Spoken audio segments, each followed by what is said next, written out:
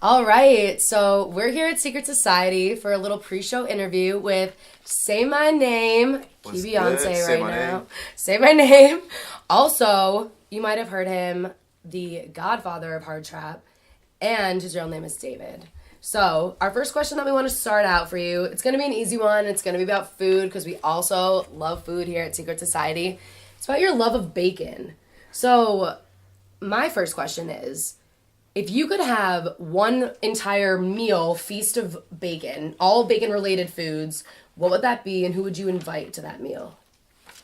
If I could, all right. So I would have, man. So I had bacon sandwiches, like BLTs. Those are my favorite. BLTs and hot dog or bacon wrap hot dogs. Mm-hmm. So basically all the like greasy, unhealthy stuff. All right, everything that's just bacon flavored. Yeah. And what then, about? Like, yeah. And then who would I invite? Yeah. That would be cool to have like a bacon party with fans, like a lot of fans, like not just like a little like 5-person meet and greet. Yeah. But like that just reminded me like Deadmau5 did this thing where he like had like it was open to like I think like 100 fans or something like that. Maybe I'm getting it wrong, but yeah, something similar. A lot of fans. Food, yeah. Related food stuff, fans and food. And then like any DJ that wants to come, it would be open invite. Oh. And then we could just turn it into a rave. We love that. Open invite for our bacon party 2018. We'll hit you up. All right. Next is about your new track that you have out. Yeah. What can you tell us about that? Like how you created it, what was behind it, how you came up? Yeah. So Drop It. I wanted it to be like a follow up to Get on My Level, and like I started Drop It on my flight to El Paso, and I was just like the whole vibe was like super dark. And then it turned into more of like a hip hop track, which is when I found that Drop It in My Face vocal. And I was just like, all right, I want to give it that like super hard hitting trap, like kind of like Flossard Yellow Claw vibe. Like those two, they were big influences behind the track. That's so fun. And then still maintain like my authentic hard like, trap sound. Put some of you in there. Yeah. Yeah, so like I love it. And like Drop It is just like that's like been one of my favorite tracks to play. No, it's so bomb, and totally like you can feel it too. Like when you play it, like the crowd's definitely like and they're picking up on it, and it just hit 1.5 million streams on Spotify like within a month, which is cool because that's bomb. We're kind of expecting it to do good, but like it just it picked up and was like that was all right. Cool. That's so bomb. So did you use any like newer techniques or did you do anything different while you created this track or yeah? Yeah, I switched up a lot of the drum or the instrumentations. Like I have like my favorite drums and like claps and stuff, and this one I really challenged myself to get away from it and use all new samples. Like outside the box. Yeah, all new samples, and even the way like I structured it is different. Yeah. And it was just a cool like experience making it because I had the feedback of like my manager and then like assistant who they were like we're all working on it, like and they were like saying, well, what if you switch this around? I'm like I'm not really used to that, but it's good to collab. Like sometimes collaboration is good. They're not producers, but they have like cool ideas, and I was like, you know what? Maybe I should. They also have been with you, I feel like, so like they also kind of might know your sound a little bit. So yeah, and then like the final product. If you heard the first version, you'd be like, huh? Yeah. But the final version is like 10 times better. About it. All right. Yeah. So we're gonna get a little sentimental and talk about your dad and how he used to DJ. Do you have any techniques that you take into, like when you create music or even when you perform live that your dad taught you or you morphed it into your own kind of thing? I think the most fundamental technique obviously is like beat matching. That was literally the first thing he taught me is beat matching. And one interesting aspect behind it, so like now with like CDJs you can see like the song and you can match like with your eyes.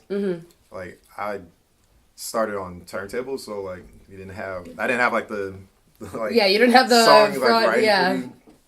So like I like literally sat there and learned how to do it by ears, and like I mean that's like the traditional. That's a skill to have. Yeah. Like even though the song is right there in front of me, like I can see it, like and I can. Oh yeah. Like I'll still just listen. I feel like even that's a little bit better because you'll be able to, if you can just hear something really quick, you want to change something really fast before a show that you're playing, you can be like, okay, right there, and you can just do it, and it'll be easier for you to grasp that. Yeah, he said like mix with your ears, not with your eyes. There you go. Yeah, so that's why I still like take them.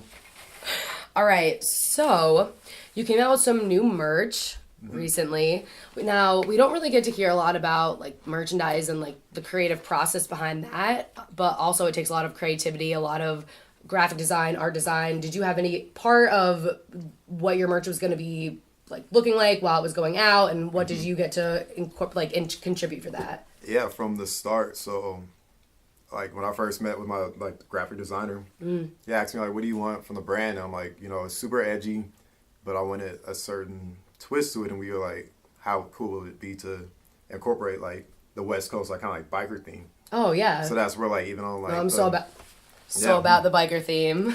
Like even like the tour flyer, it's like a skeleton version. Yeah, like, writing a. So we're like, let's make like clothes that have like that kind of like font style. Yeah. And then like even the sweater, we wanted to take it further and do like the Dogtown kind of collab.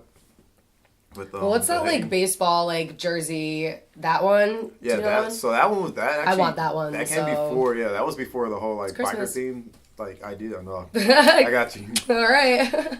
So like that was even before the like that idea came into play.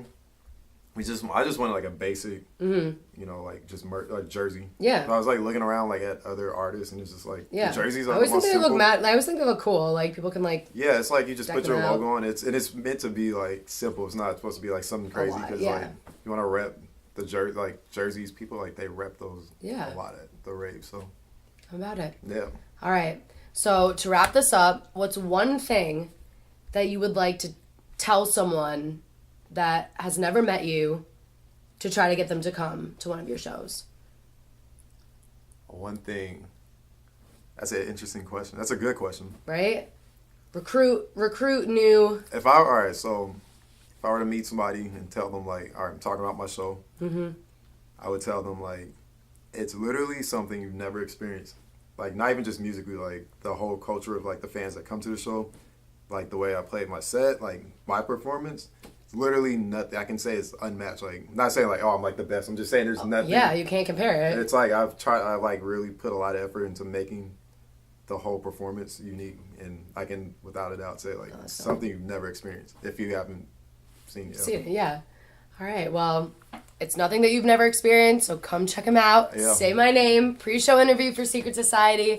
Want to thank you for doing this interview with us. Yeah, Eating thanks some for chips having and me. salsa. Thanks for the chips and salsa. Yeah. All right. We'll see you next time.